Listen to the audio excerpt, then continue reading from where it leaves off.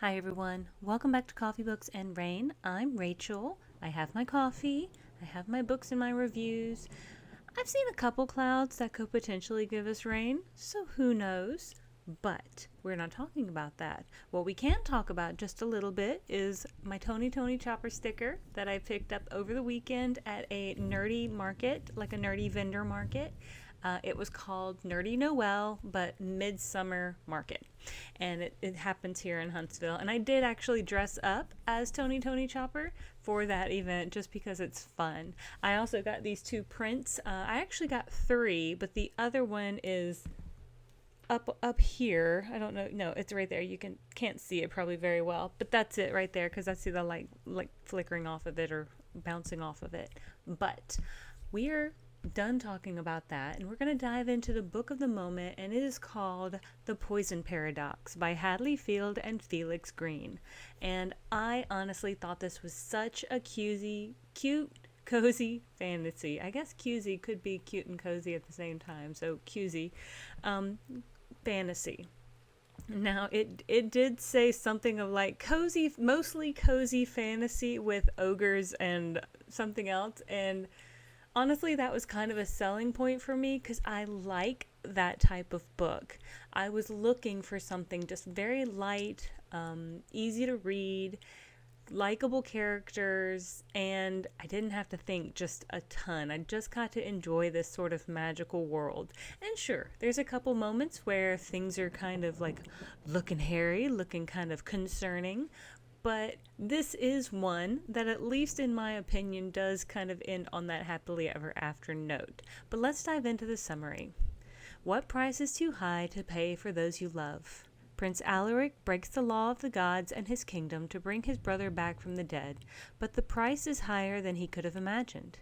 Exiled, slowly corrupted, and with a brother more shadow than man, he seeks the only man able to fully revive his brother, another exile, his father's former mage, Aemon. Once the most powerful mage in the kingdom, Aemon vanished years ago. Some say he died, some say he disappeared in a plume of smoke, and others, in his hometown of Lithgow, whisper that the mage brought a young girl back to life. When Alaric finds Aemon, he's nothing like he expected. For one thing, he's an ogre. For another, he flat out refuses to help a spoiled prince. Alaric and his brother are running out of time. Driven to desperation, Alaric forces the former mage's hand before he realizes the price of a cure for his brother will come at the expense of his own life. A life that in Aemon's ramshackle village he's beginning to enjoy for the first time. Can he cure his brother without cursing himself? Or will crafting this potion bring only a brief reprieve from the loneliness that plagues him and Aemon both? Sorry, I lost my place for like 2 seconds. The longer Alaric spends in the village in the woods, the more he falls for Aemon, and the more determined he is to change his and his brother's fate, no matter the price. So I thought it was really cute. It does say, and just like it italices, the poison paradox features repressed longing disguised as disdain. So you can think Grumpy Sunshine there. Like one character is the sunshine, one character is grumpy. But that's kind of what Grumpy Sunshine means. Blessings disguised as curses disguised as blessings, and a very nosy woodland nymph who wants to win a baking competition and doesn't care what ogres she needs to annoy to win it. So, let us dive into my thoughts. And honestly, again, I thought this was super cute, very light. Don't read too hard into it or look for like a super deep romance. This is what I would definitely a slow burn romance where they're enjoying each other's company, really growing to bond with each other over the course of this book. So things don't happen all of a sudden, except it does seem that Alaric starts crushing pretty hard on Aemon pretty quickly. That was something I did notice. Now, I had the audiobook, so it may just be because I was like flying through the audiobook that it felt like it happened pretty fast for me when I was reading it. But just the way the narrator was reading some scenes, I was like, is he already like day 2 noticing his biceps and his abs? Like, what? I'm thinking this is like handsome Shrek, but still in ogre form, like still green. Like, that's just how I picture Aemon. Now, Aemon himself pictures himself, I would assume, fairly like unlikable externally. Like, he embraces his ogre self. This is something he was not previously an ogre, but now he is an ogre. So he's just come to the fact that this is what it is. It's no big deal. Like, he doesn't care as long as Lily is safe. So let's talk about Lily for a second. And this was really cute for me, and I hope it's not a spoiler, because I don't think it is. Again, I think it happened pretty quickly in the book, pretty early on in the book, that the scene is described. But Aemon is referred to as the King's Mage, and he's pretty well renowned in the region, or in the kingdom, for being really fantastic at potions. Like, he is good at potions. You go to Aemon if you need a potion. Well, I think soon after he leaves the king's court, he decides, I guess he wants to retire. I don't know how old that makes him, but it feels like he's still pretty young.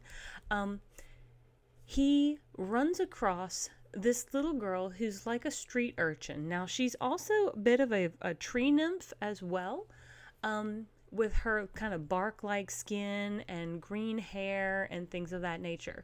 Well, he and his current boyfriend at the time, they find Lily, or at least Aemon does, and brings her home, takes care of her, and I guess her dad comes and gets her, because even though he's got a couple other daughters, he comes and gets Lily, and I really don't know why, because then Aemon finds her back on the street, but this time when he finds her on the street, she's sick. And so Aemon really does this whole sort of spell where he really does bring her back. And she's almost, at that particular point, sounds like he's not known her for that long. Like, he has not been, or she has not been in his life for that long. And yet he sacrifices pretty much everything. His relationship with that other guy, his looks, to save Lily. That is part of this curse, is that you turn into a monster. And he's willing to do it. Like, he is willing to put everything on the line to ensure she's safe.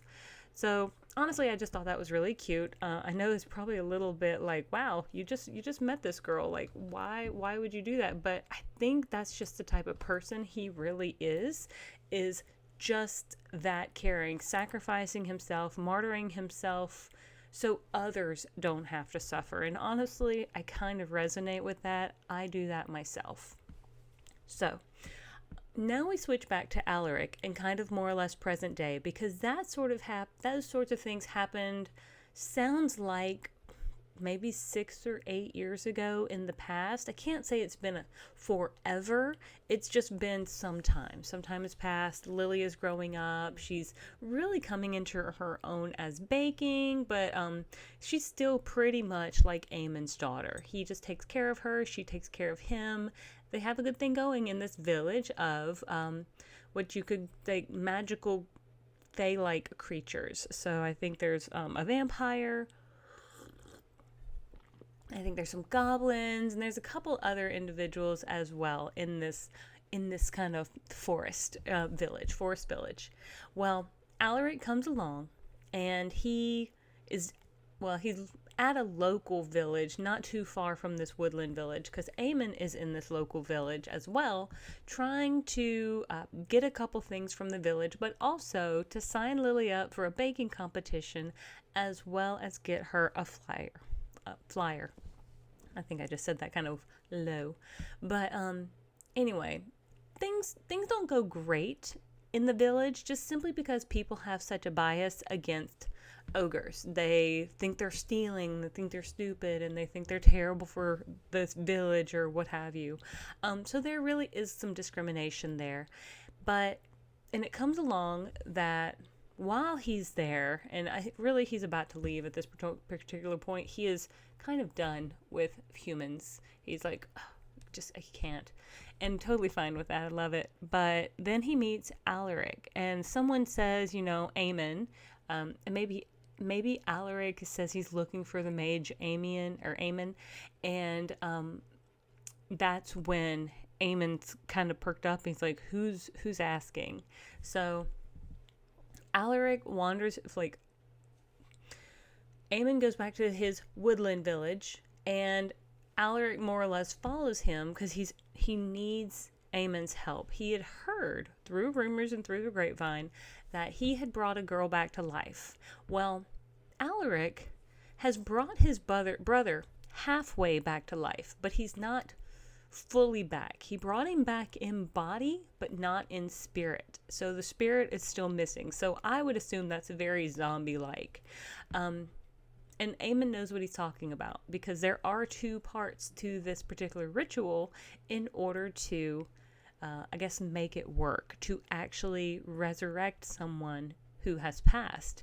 And so first part was bringing back the body. Second part is bringing back the soul.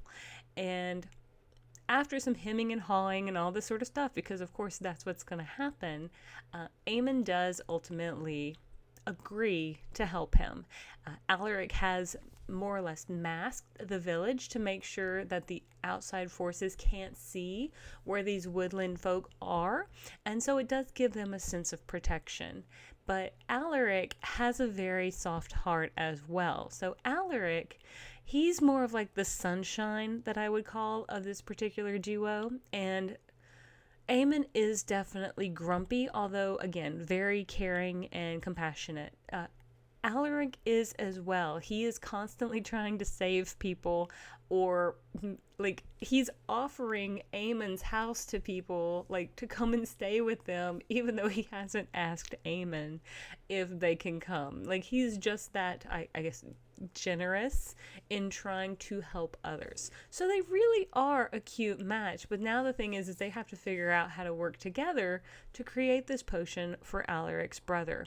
And it is going to take quite a while, a couple months at least, in order to brew it, so that way he can try. And the longer they wait too, is the more, I guess, or maybe less effective this potion might be. But anyway, I love this book. I really just thought it was so cute. It was about 14 hours long on the audiobook, and according to the Goodreads, just real quick, because I didn't say this earlier, now this says it was originally published December 29th of 2023. I think I got the audiobook from NetGalley here just recently, which actually is going to release on or around probably June 22nd. I think that's about right.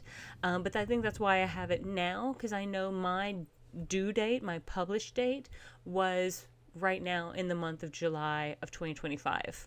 So it says it's 360 pages in Kindle. I do think, again, it was about 14 hours in my audiobook that I had. Really well done, really well narrated. I think my one comment with regard to the narration was that, so when he would speak from Alaric's point of view, because the chapters do kind of trade off between Alaric's point of view and Aemon's point of view. When he would read from Alaric's point of view, he would give Aemon this kind of gruff voice. However, when he read from Aemon's point of view, he did not continue using the gruff voice.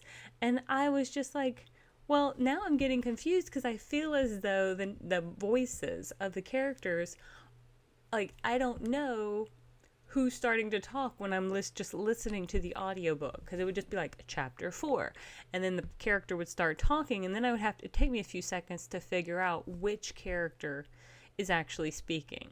So that's probably my only critique for the audiobook, but I still thought it was super cute, really well done. I was in the mood for this, and I really enjoyed it. Alaric, the longer he stays in the village, the more he wants to stay, because he doesn't want to be king anyway. That's one thing he doesn't want. And currently he's kind of outcast from the kingdom.